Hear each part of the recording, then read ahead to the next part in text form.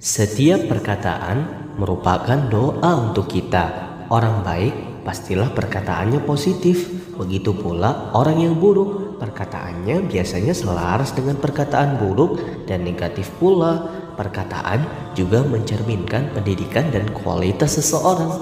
Maka sebagai seorang pribadi penghafal Al-Quran yang setiap harinya mengulang-ulang firman Allah Subhanahu wa Ta'ala yang mulia, menghindari perkataan yang buruk dan tidak bermanfaat adalah perkara yang diharuskan.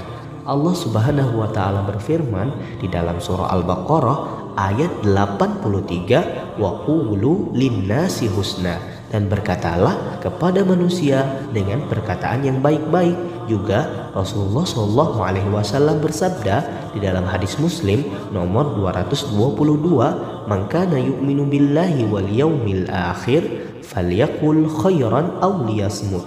Barang siapa yang beriman kepada Allah dan hari akhir, hendaklah ia berkata baik atau diam. Lalu apa sih efek berkata kotor bagi penghafal Al-Quran? Cek ulasannya sekarang. Check it out.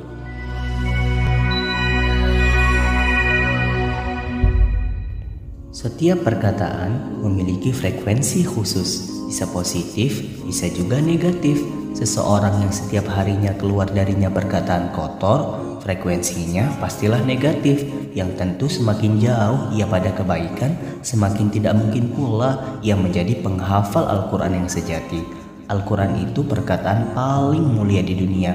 Mengucapkan kata-katanya mencerdaskan, merenungi maknanya, memberikan ketenangan dan introspeksi. Senandung bacaannya indah dan sumber ketenangan jiwa. Inilah cerminan frekuensi positif tingkat tinggi terbaik, juga bukan dari manusia.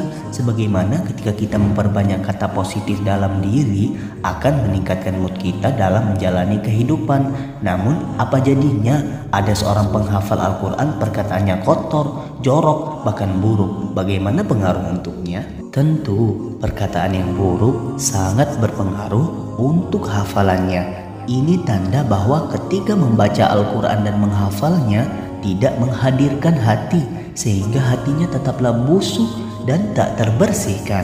Lalu apa bedanya ia dengan Musailamah Al-Kadzab yang hafal Al-Quran 30 juz tetapi menjadi nabi palsu dan pengkhianat kaum muslimin? Sungguh aneh bagi para penghafal Al-Quran yang masih berkata buruk. Hendaklah ia melihat hatinya dan meneliti keimanannya. Seharusnya ketika seseorang membaca dan menghafal Al-Quran akan memperbaiki sikap dan perbuatannya menjadi pribadi yang soleh dan bersahaja.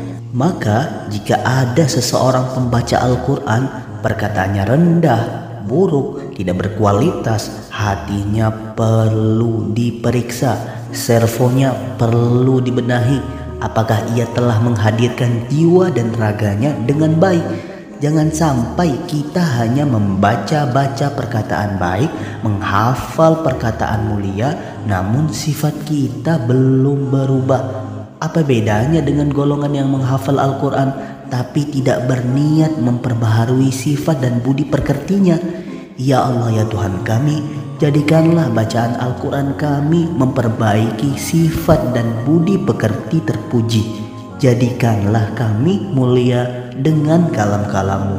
Yuk sama-sama belajar bertutur baik, wahai para penghafal.